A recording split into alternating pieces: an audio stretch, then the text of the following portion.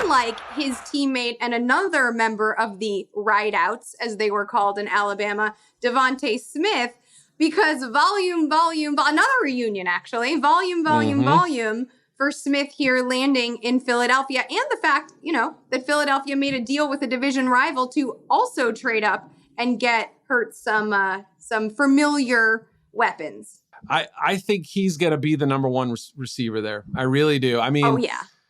I just don't know how you hold him back, with that group. I mean, Jalen Reagor, obviously, I think will be better. He'll be better prepared, but he's the guy now. Don't you think? Doesn't it have to be? Yo, Eric, I'm going to ask you who you think, which pass catcher, period. Lump in the tight ends. Yeah. Led the Eagles in targets in 2020. Oh my gosh. I'm going to have to pull some names out here. It wasn't Travis Fulgham, was it? I mean, no. So tight ends too. So that would be Goddard, right? No, Greg Ward. Zach Ertz? No. Greg Ward led him in. The Eagles in targets with 79. His yardage was not great. That Fulgham made up for that.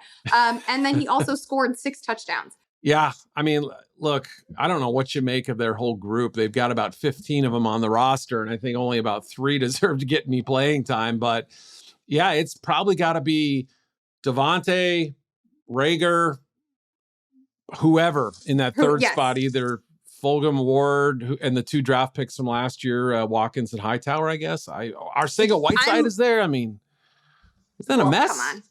Yeah.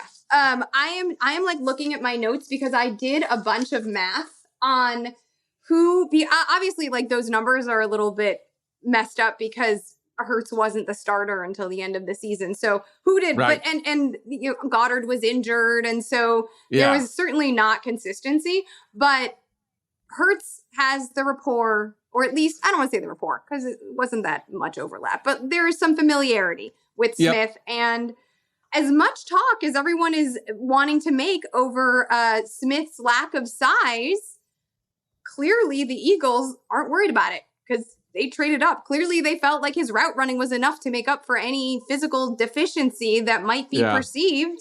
And I think he is absolutely going to lead this receiving core in targets. I don't even think it's like a debate.